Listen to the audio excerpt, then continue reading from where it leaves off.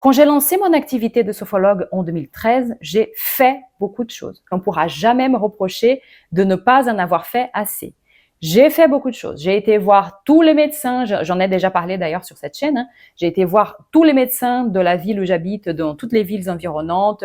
J'ai participé à des salons, j'ai créé des salons, j'ai créé des soirées découvertes, j'ai mis mes cartes de visite, mes flyers partout, chez tous les boulangers, tous les pharmaciens. J'ai été voir plein de monde. Donc, des actions, j'en ai fait.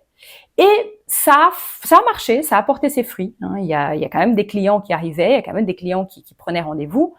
Mais je faisais tout ça.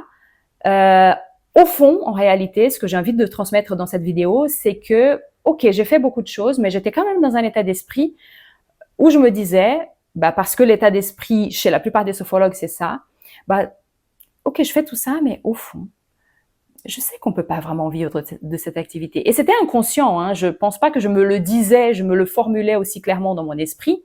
Mais quelque part, c'est quand même l'idée que j'avais, parce que c'est l'idée que tous les sophrologues qui étaient là avant moi m'ont transmis, hein. Ok, tu peux avoir une activité qui fonctionne, etc. Mais t'attends pas non plus à vivre de cette activité, t'y arriveras pas, quoi. Donc, quelque part, je faisais beaucoup de choses, mais je croyais pas vraiment, j'avais pas confiance ni en moi, personnellement, ni en ma capacité à réellement développer une activité qui allait me permettre d'en vivre.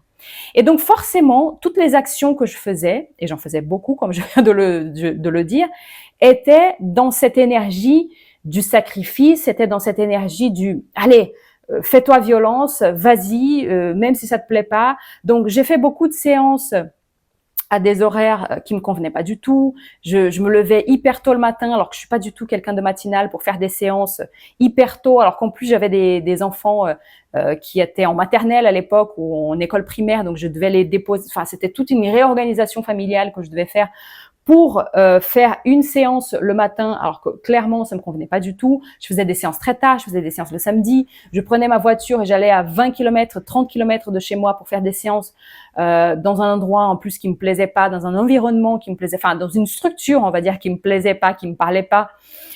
Tout ça pour être payé, je sais pas, 50, 60 euros de l'heure. Même il y a 10, 11 ans, c'était déjà quand même pas grand chose.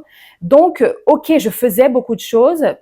Ce que je faisais portait ses fruits, hein, ça fonctionnait, j'avais des clients, mon téléphone sonnait, mais il y avait cette énergie du sacrifice. J'étais pas du tout épanouie en fait. J'étais contente parce que bon, je voyais que je semais des petites graines et bon, je récoltais quelque chose quand même, mais encore une fois, j'étais pas épanouie, je croyais pas vraiment. C'était voilà, il y avait quelque chose un peu de la résignation. Donc ok, je fais tout ça, mais voilà, c'est pas vraiment épanouissant. J'ai tout le temps peur. J'étais aussi tout le temps dans la peur de ne pas avoir des clients, dans la peur de voir mes clients partir, dans la peur qu'il y ait des nouveaux sophrologues qui s'installent pas loin de moi, la peur de la concurrence, la peur de tout en fait. Donc pas du tout épanouissant, pas du tout confiant. Et aujourd'hui, je peux dire que j'ai compris pourquoi. Et en fait, une des raisons qui explique ça, c'est que justement, j'ai totalement négligé mon état d'esprit à partir duquel je faisais toutes mes actions. J'ai tout simplement fait, hein, parce que on nous a expliqué dans la société que on fait des choses, on doit faire des actions, on doit beaucoup travailler, quitte à se sacrifier, quitte à voilà ne pas respirer, quitte à voilà pour avoir des choses. Et quand on va avoir des choses, on va devenir la personne qu'on a envie de devenir. Et en fait, en réalité, j'ai compris que bon, ce schéma-là, il fonctionne. Hein, la preuve, j'avais des clients et bon, voilà, mon activité se développait quand même malgré tout. Mais j'ai compris qu'il y a un schéma beaucoup plus efficace que ça, qui est justement celui de d'abord s'intéresser à la personne que je suis, quelles sont mes croyances, où j'en suis de ma confiance en moi. Et en réalité, toutes nos actions, elles vont dépendre justement de cet endroit-là, d'où j'en suis. Est-ce que j'ai confiance? Est-ce que j'ai pas confiance? Est-ce que je suis optimiste, pas pessimiste, etc. Donc c'est d'abord être, ensuite on va faire avec ce qu'on est et on va récolter, hein, on va avoir les résultats selon les actions qu'on a mis en place. Donc en réalité, c'est pas que l'autre schéma il fonctionne pas, c'est que celui-ci il est beaucoup plus fluide parce que il suit la logique de la vie, c'est que en fait, ce qu'on transmet, on transmet ce qu'on est. On peut pas transmettre autre chose que ce qu'on est. On peut pas faire des actions en se mentant à soi-même, en mentant à la vie, en mentant à l'univers. Hein. On est obligé de faire des actions basées sur ce qu'on est. Et quand, au fond, on n'y croit pas vraiment, bah, on va pas y arriver vraiment non plus. Hein. On va y arriver un tout petit peu, mais quand on croit que j'ai des limites qui sont aussi, voilà, mon seul espace de réussite possible, c'est celui-ci, surprise, votre réussite, elle va ressembler à ça. Donc, moi, personnellement, et je suis pas du tout une exception, je suis pas du tout en train de vous parler d'un truc génial que j'ai découverte toute seule. Non, ça c'est une vérité qui est valable pour tout le monde. Je n'aurais jamais pu développer mon activité aujourd'hui si à la base, j'avais pas travaillé sur ma confiance en moi.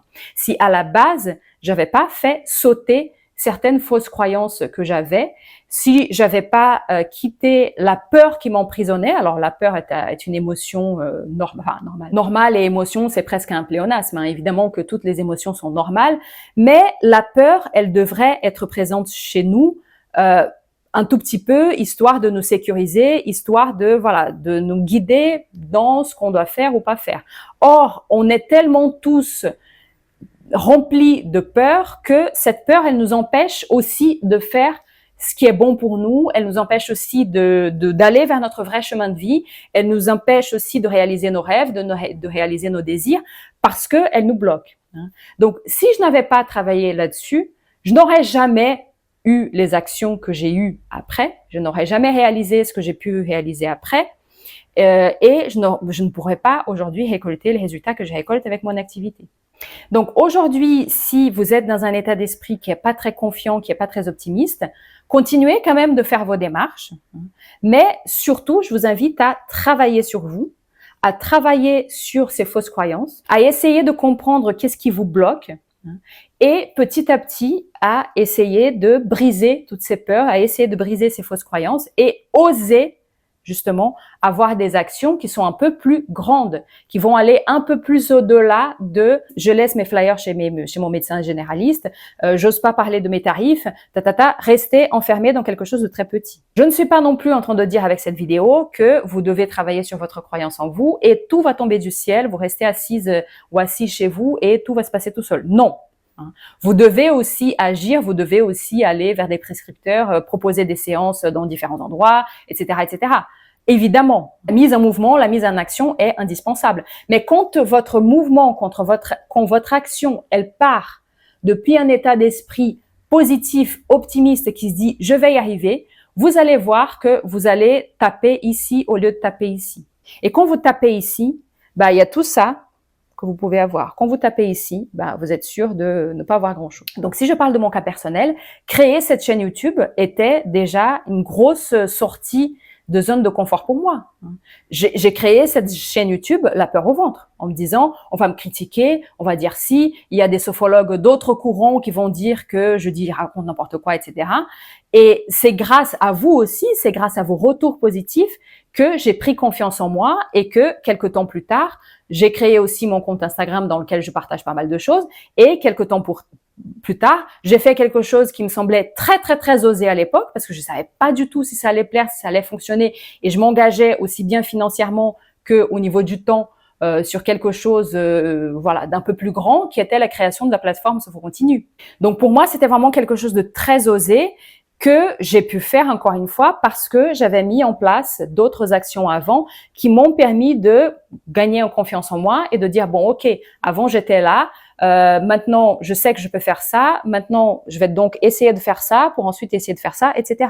Donc je suis pas ici en train de vous inviter à vous faire violence, mais lancez-vous sur ce chemin de nettoyage des croyances limitantes. Posez-vous la question, qu'est-ce qui vous fait peur, qu'est-ce qui vous bloque, qu'est-ce que vous risquez à avoir du succès? Quel est le risque d'avoir du succès? Pourquoi avoir du succès? Et encore une fois, quand je dis avoir du succès, c'est votre succès à vous. C'est pas forcément gagner des millions et se balader en Ferrari. C'est quoi le succès pour vous? C'est quoi la réussite pour vous? Et qu'est-ce que vous risquez si vous l'avez? Quels sont vos rêves les plus fous avec votre activité? Et voilà, qu'est-ce que vous risquez si ça arrive? Est-ce que vous allez perdre des choses? Est-ce que vous allez perdre des amis? Est-ce que vous allez perdre des gens de votre famille? Posez-vous cette question. Est-ce que c'est le fait de devoir beaucoup travailler aussi qui vous fait peur? Est-ce que c'est le fait de vous montrer hein.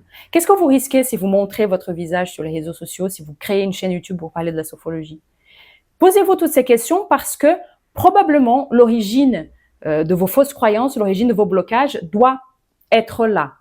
Et je vous souhaite vraiment de tout cœur de pouvoir vous débloquer vous aussi, de pouvoir nettoyer vos fausses croyances pour avoir une activité qui vous ressemble, pour avoir une activité qui vous plaît, dans laquelle vous êtes épanoui et aussi que vous avez un chiffre d'affaires qui vous permet d'avoir une vie confortable.